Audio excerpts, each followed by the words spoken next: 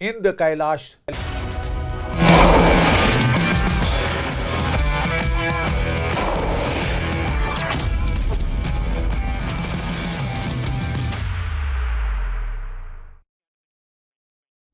Welcome, Dalima. And it's wonderful to have one of our blue tigresses onto this stage. Football in India, it's seen a lot of struggles. It's been in the news just recently. We'll talk about that. But having a woman footballer, she's known for, those legendary kicks. I think we've seen that, those videos going viral. And, Dalima, this is the conversation that is themed around defending the dream. So we'll talk about that. But first, what made you choose football? It's not really known as the, girly game. At least maybe things have changed right now. But, back then when you started, I think at a very young age, what really made you, feel that you can actually play football? So my journey actually surprisingly started on a track field. Okay. Football wasn't in the plan. I used to do 100-meter sprint. And for me, fortunately, my father is a coach. Okay. And he early on started a football academy, and there were mostly just boys. And my journey sort of, because I saw boys playing, and I was just like, okay, why not just try out the sport? And, when I look back at my journey, it started playing on a field where there were no girls, just around the boys, not because it was a statement, but because that is where the game existed. And literally just trying, kicking a ball around, dribbling the ball around, and it just got me here today where I am, and slowly and gradually started loving the game, developed the passion. And I feel like if it wouldn't have been just for that one moment where I just felt like, okay, why not give it a try? And my father, of course, being there by my side as a coach as well to just try out the sport. Football really wouldn't have come along, but initial plan was to try on athletics. I still kept pursuing both the games, athletics and football, for a very long time till I completed my bachelor's, but eventually completely shifted to football later on. Right, that's wonderful to know that you had the support of your father, but there are multiple challenges that come in when you, as a woman especially, choose a sport like football, from sexism to, I think, skepticism also. That is something that I'm sure you must have faced. If you have any of such moments that you can share where you faced that sort of, stereotyping, any moment where you faced that, being critical just because you're a woman, and then choosing a game like football that hasn't found that kind of hold in India. So with me, once my journey started, I say this a lot, and this is what my journey has been, that for me, my biggest struggle has been being a woman and wanting to be a football player or wanting to be an athlete in India. And it took a long time to come out of it, to prove a lot of people wrong and prove myself. And every opportunity that I played a match, early on when I was in school, and I was training in the academy, I had to play a lot of tournaments where I was the only girl, and I had to really request the management or even my school principal to just let me play so that I get some sort of game time for myself. And every time, even then when I had to step on the field, I just had to prove myself that this is why I belong and this is why I'm here. So that led to a lot of pressure as well on myself of wanting to prove every opportunity, every game. And there was not a single game, even if it was a school tournament or if I'm just playing an inter-house tournament in my school, within my school, even then I had to prove why I can play and why I should be allowed to play. And of course, other than that, apart from my immediate family, when it comes even to my relatives and my extended family, it was also 4 years ago, I was in Canada. I was playing and doing my master's over there. I received a call from one of my relatives and they just went on oh, you're still playing football. What after that? So it is sort of even still treated like a hobby that, okay, if you're a woman, you're doing a sport, it is a hobby, it is not your profession. And then they went on to go that, be careful, chot nahi lagni chahiye. You shouldn't really get hurt or you shouldn't really get bruised or something. So I think those kind of stereotypes really just keep on existing, especially when you're a woman, and they become a part of you and you just learn to carry it forward. And you just really learn eventually along your journey to turn it into motivation for yourself. And that is really what it took, and that is what has really gotten me this far, to just keep taking all of that and keep blocking the noise out and turn it into motivation to prove why I belong. And today, when I look back, and even when I go back to my school, there are a lot of young girls who come up to me and they tell me that they want to be like me, or they want to become a footballer, or they want to choose sport. Could be any sport. They just want to choose a sport being a young girl as well. So how do you really block out that noise that you're talking about? So I focus on my goals early on. I started with writing goals. I used to have a small notebook. I started with playing for India was like my first goal that I wanted to do. And other than that, prove myself why I belong on the football field. And even while growing up, I didn't really have a lot of women footballers to look up to. Because first of all, the matches weren't really being telecasted even when the tournaments were happening. So I grew up watching Ronaldinho. He's a Brazilian footballer, men's side. So I would compare, like, what does he play, what qualities does he have, and on the other side of the page, I would write down my qualities and what I have. So it sort of started with that, and it just kind of became that I became so focused on my goal that I stopped focusing on the noise outside. Yes, there are days that I've cried in my room and been like, if I should really just carry on doing it still, or why am I even doing it? But on those days, cried it out, felt relaxed, and then went back to focusing on the goal. So that is like, that is all that I could potentially do, and that was in my hand and what I could control. Kept putting one foot forward, and the journey kept going. You've just spoken about, when you're down and out, what do you do? And I'm sure that there are many players who do not always talk about it, but you've been very vocal about mental health. If you could just shed some light as to what sort of support, if at all, is available for the athletes today, given the pressures and given the kind of, high pressure, environment it could be to perform, especially for women, especially in a sport like football. What sort of a support is present, both in terms of, the infrastructure and also, help as far as mental health is concerned? So first of all, I would like to start by emphasizing that sport as a field is very dynamic. It's ever challenging. There are so many challenges. There's just so much pressure around it that, yes, mental health becomes a very important part of it. And how you're able to control your mind even when you're about to perform. When I talk about with respect to support, first of all, I'll talk about football. In our football team, we still really don't have a sports psychologist working with us. So for a lot of the players, it has only been working individually. And I think when I went to Canada to play in 2019 was like the first time I was exposed to a sports psychologist. And now it has started picking up. A lot of individual sports do have sports psychologists, but it still kind of seems to be missing in team sports. In football as well, we started asking for a sports psychologist from 2018. One of the under-17 teams did get it when they were preparing for the World Cup, but there was like a very short-lived period of time. And now when we talk about it, that sort of support is not really there when it comes from the federations or when it comes to sports psychologists being a part of the team. Although now that interest is growing, but you see that interest a lot from the parents or a lot from the players individually coming to seek out help. And I am also a sports psychologist, and it came from my journey wanting to pursue from the struggles that I've been through, because it's not easy. It's not easy to be by yourself in a room and be crying and coming out the next day and still preparing, losing a game today, knowing that you have another game that you have to prepare for.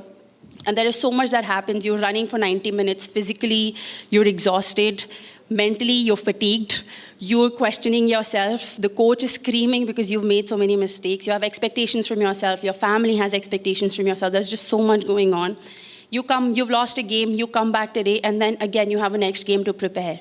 It takes a toll on you. It starts to take a toll on you. And I have seen a lot of players who used to play with me, or my youngsters as well, or like my seniors, that they eventually ended up giving up the game because of that, because the support wasn't there. So it starts to take a toll on you, and that is also what has led me to be a sports psychologist myself and have some sort of be able to help the generation, or the young players, or like any of the athletes with their journey. I think that's wonderful. I think we should give a round of applause for that, because, that in fact speaks of the leadership. Leadership is not just about captaining a team. I think it's also about contributing for the, for the other players, and how do you actually help them out and not just complaining. But yes, there are many complaints, I think, as far as our, sporting infrastructure is concerned. I'll just come to you on the recent controversies, but also just a few weeks back, we had a video by several of our sports persons, like the legendary Sunil Chetri also released this video campaign, Save Indian Football. There has been, of course, a lot of talk about how Indian football, we talk about cricket, we talk about even some Olympic sports today, but football is somewhere, so many Indians are passionate about sports, but when it comes to, when a player like Messi comes to India, and, there was so much of talk, so much of chatter and debate about the way, there is not much of support for the Indian players when someone like a Messi, I mean, he obviously deserves all the fanfare, but why not the same grandeur, or rather you could say the spotlight has been on Indian football? What, in your experience, has been lacking? For me, when we talk about the things that we need to improve on and the things that have been lacking, first of all, I would say infrastructure. When I talk about my journey personally, right now, I still train at the school that I've studied 15 years in. Other than that, there is really no, wherever I walk up to, there is not really a football ground available to me. Even in 11v11 field, I have to go, I have to ask, but those resources sort of aren't made available. I have to personally go and join a gym myself and make sure that I hire an SNC. So there is no sort of culture around football or that football coaching. Even with the clubs, the season in women's football is so small that your pre-season is 1 month and then your season is 3 months after that. You're playing club matches. And what do the players do the rest of the 8 years? They're either playing by themselves, they're training by themselves. And when we talk about the proportion of the population of women footballers, it's so small. It's so small in general when we talk about India as a whole, and when they go back to their states, they're really very few, or a couple of players or one player. For example, I train by myself here in Delhi. So how do you train? How do you keep yourself fit, and that to match fit? What do you do? So when we talk about resources, when we talk about infrastructure, we sort of are lacking. And when we talk about exposure as well, exposure in terms of our women's matches, in 2019, we played SAF Championship. We won that tournament, and one of the free kick from that went viral. But throughout my journey, I've been known to score goals from free kicks, but it's just that one goal was telecasted on YouTube, not even on a TV channel. Nobody nobody really comes to broadcast the matches. So that was there on YouTube, and people saw what we were capable of. That clip went viral, and only if that sort of support also comes that we are able to broadcast the matches, when people are able to see what women footballers are capable of, what women football is, we will start to see a change. And even now, when there are young footballers, when we talk about Messi also, Messi is there on every TV channel. Messi's matches are telecasted everywhere. We show them that sort of respect, but when it comes to our players, do we celebrate our players equally? Do we really go out and watch our matches? I have been playing a national league. I am playing a club league, but I barely see fans coming out and watching. So where is that sort of awareness? Our matches, if they're telecasted as well, it's on YouTube, but how many people will actually take out the time to go on YouTube and watch a match? So the thing is, when we talk about the things that are lacking, the things that we need to improve on, these are these smaller resources that lead to a bigger impact. Because what's really stopping, you feel? No, the same conversation has been around, even women's cricket. Yeah. But we see now there has been a lot of boost and a lot of push. We have a lot of figures today. We have women's IPL also now. But when it comes to football, what is really stopping? The fact that you just mentioned about the SAF Cup also, and we all read about it. And, now we have a foreign coach also, just recently inducted. She's just joined. What do you feel has been stopping? Is it the economics of the game, or hasn't there been much attention? What really is the key factor, you feel? When we talk about the foundation, I would like to start from the basic. It is first having a sporting culture. Do we start football from the grassroots? Do we make it a culture? I see, especially in Delhi, I see people doing sport, even football, as a hobby. but is it really a hobby? Because even when people come and ask me, they're like, "Acha football khelte ho aur kya karte ho?" It's not a hobby; it's a profession. Are we really making sport a culture? And it really starts from that, because the moment you make sport into a culture, the outlook towards an athlete and the outlook of an athlete towards their career as well, it changes. Because for a lot of the kids that I see who come now to play, they're not really serious. Yes, I want to play India. How? I don't know. Do you want to work hard? They will not show up every day for training. But it starts from creating that sort of environment, that sort of culture at the very basic level. And even talking about the bigger part of awareness, the exposure, are all the international friendly windows utilized? Are we playing exposure games? Because till the time we aren't really exposed to those challenging moments, the performances are not going to come. We're an athlete. You need to be exposed to tough environments. You need to be exposed to different teams, etc., and so on. So how are we utilizing it? We had a foreign coach last time when we played Asian Cup 2022, January. It was a sad moment. The team got COVID. We had to withdraw. Continued for a little bit of time, and then we had like three Indian coaches. They came and they went. And now, it's only now that the coach has joined again for the preparation of Asian Cup. So the sort of consistency also is required when it comes to the player development, when it comes to players' growth, and when it comes to results. If that sort of consistency and exposure is not there, we can't really control the results as much as we would want to as well. Recently, there has been a lot of talk around the India Open as far as badminton is concerned, and many such, clips have gone viral about the infrastructure. There have been a lot of criticism. You've played all across in different countries as well. What is your take? There is one argument that it's happening in India, so there's too much of lens on such, if there is any problem that has been found on the courts, if there is hygiene issues, so on and so forth. But we had a couple of athletes like Kidambi who said that I also face problems in Denmark, and it happens in every country. But then there is this feeling amongst the Indians, among sporting fans, that why can't we provide top-class infrastructure when we are aiming for a Commonwealth game and also hosting the Olympics later on? What is your take as an athlete on that? I would say providing such facilities is very important. Throughout my career as well, there have been moments where I've traveled in general coaches of the train. The facilities haven't really been the cleanest. There has been a dorm where 10 people are staying together, the mattresses are on the floor. So, and I have been on in India, when I used to represent the state, when I've played. I've traveled with the national team to other countries as well. I've been in Canada as well for 3 years, and I've played. When I talk about the university that I was in and I talk about the infrastructure, I will just walk you through that a little bit, and I think everybody here will be able to understand the kind of difference that really comes in the infrastructure and sources. And this is the university team that I'm talking about. It was U Sports First Division. When you go to the university, you have a big stadium for the team. Along with the team, there are 2 training turf fields for 11v11. You walk in, there is a separate gym for the athletes, wherein only athletes can enter, athletes can train, athletes can play. There are 2 head strength and conditioning coaches. With them, there are assistant strength and conditioning coaches for every team, whether it's women's volleyball, women's football, men's football. Separate coaches. There's a nutritionist, there's a sports psychologist available at a call. There's one sports psychologist who travels with the team. And when you enter the university, there are kids studying as well. So there are slots available according to the athlete's convenience as well when they can go. And there is a program available. There are folders of every player's made, and they're put in there's a separate small room in the gym, player's gym.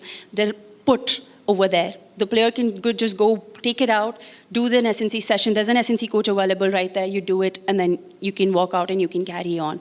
So that sort of accessibility, those sort of resources, they kind of really make a big difference. And when I talk about it right now over here, even when I see the ISL teams, I'm not sure that similar sort of infrastructure accessibility does exist. A lot of the times you have to see whatever is available to you, and you have to just make do with it.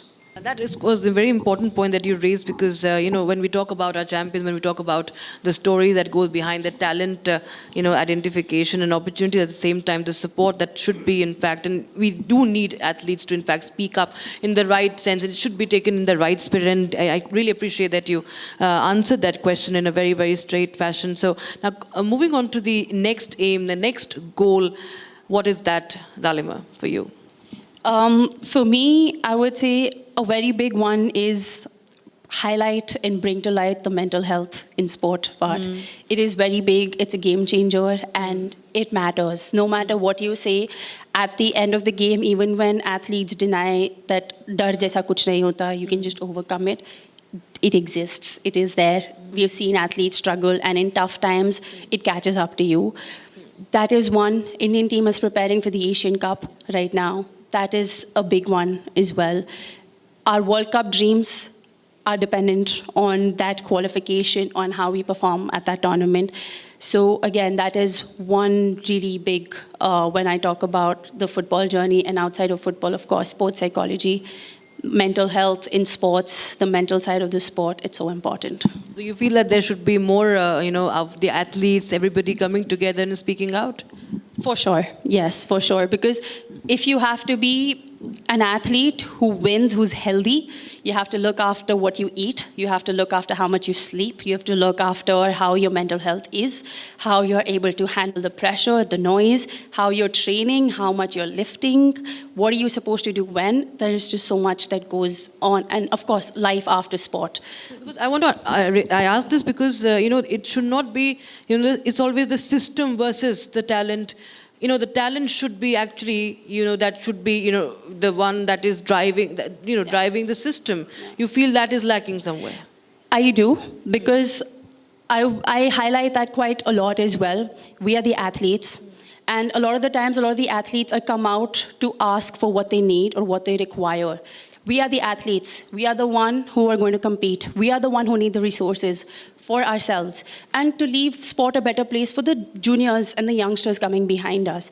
Till the time we don't ask for what we need, till the time we don't speak up, we are not going to get it. Because till the time, there are a lot of people who have been in the higher authorities or in the management as well, or who manage the sport, who haven't been an athlete, but later on have come to sport.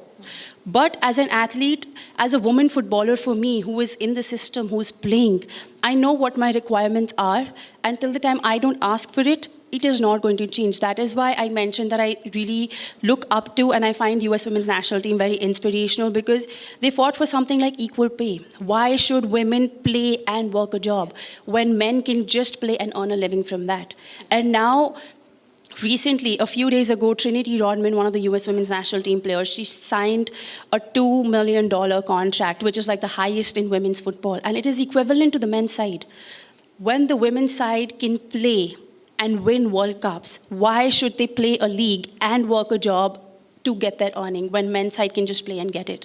So till the time we don't really ask for it, it's not really going to come to us, because it's us who have to take the first step.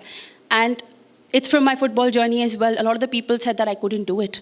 If I wouldn't have really taken that brave step of, okay, I am going to do it irrespective of what anybody says. It took one person to take that sort of step ahead for others to follow. So it really just is about that one step of taking, asking, and stating that this is what you require, because I want to be a champion, and because I want to win, and because I want to take my country forward.